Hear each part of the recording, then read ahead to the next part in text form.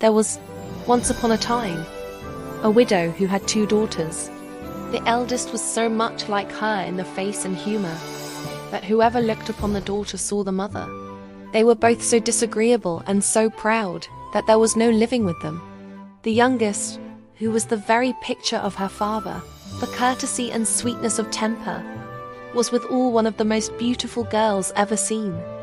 As people naturally love their own likeness, this mother even doted on her eldest daughter, and at the same time had a horrible aversion for the youngest. She made her eat in the kitchen and work continually. Among other things, this poor child was forced twice a day to draw water above 1.5 miles off the house and bring home a pitcher full of it. One day, as she was at this fountain, there came to her a poor woman who begged of her to let her drink. "Oh, I, with all my heart, Thibby," said this pretty maid. And rinsing immediately the pitcher, she took up some water from the clearest place of the fountain and gave it to her, holding up the pitcher all the while, that she might drink the easier. The good woman, having drank, said to her, "You are so very pretty, my dear, so good and so mannerly, that I cannot help giving you a gift." For this was a fairy who had taken the form of a poor country woman to see how far the civility and good manners of this pretty girl would go. "I will give you for gift," continued the fairy, "that at every word you speak, there shall come out of your mouth either a flower or a jewel." When this pretty girl came home, her mother scolded at her for staying so long at the fountain. "I beg your pardon, mamma," said the poor girl, "for not making more haste." And, in speaking these words, there came out of her mouth 2 roses, 2 pearls, and 2 diamonds. "What is this I see?" said her mother, quite astonished. "I think I see pearls and diamonds come out of the girl's mouth. How happens this, child?" This was the first time she ever called her child. The poor creature told her frankly all the matter, not without dropping out infinite numbers of diamonds. "In good faith," cried the mother, "I must send my child thither. Come hither, Fanny. Look what comes out of thy sister's mouth when she speaks.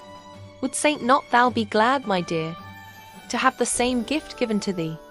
Thou hast nothing else to do but go and draw water out of the fountain. And when a certain poor woman asks thee to let her drink, to give it her very civilly. It would be a very fine sight indeed," said this ill-bred minx, "to see me go draw water." "You shall go, hussy," said the mother. And this minute, so away she went, but grumbling all the way, taking with her the best silver tankard in the house. She was no sooner at the fountain than she saw coming out of the wood a lady most gloriously dressed, who came up to her and asked to drink. This was, you must know, the very fairy who appeared to her sister, but had now taken the air and dress of a princess, to see how far this girl's rudeness would go. "Am I come hither," said the proud, saucy slut, "to serve you with water, pray? I suppose the silver tankard was brought purely for your ladyship, was it? However, you may drink out of it if you have a fancy." "You are not over and above mannerly," answered the fairy, without putting herself in a passion. "Well then, since you have so little breeding, and are so disobliging, I give you for gift, that at every word you speak there shall come out of your mouth a snake or a toad." So soon as her mother saw her coming, she cried out, "Well, daughter?" "Well, mother?" answered the pert hussy, throwing out of her mouth 2 vipers and 2 toads. "Oh, mercy!" cried the mother. "What is it I see? Oh, it is that wretch her sister who has occasioned all this, but she shall pay for it." And immediately she ran to beat her.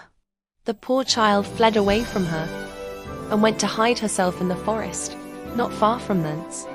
The king's son, then on his return from hunting, met her, and seeing her so very pretty, asked her what she did there alone, and why she cried. "Alas, sir, my mamma has turned me out of doors." The king's son, who saw 5 or 6 pearls and as many diamonds come out of her mouth, desired her to tell him how that happened. She thereupon told him the whole story. And so the king's son fell in love with her, and, considering with himself that such a gift was worth more than any marriage portion whatsoever in another, conducted her to the palace of the king his father, and there married her. As for her sister, she made herself so much hated that her own mother turned her off. And the miserable wretch, having wandered about a good while without finding anybody to take her in, went to a corner in the wood, and there died.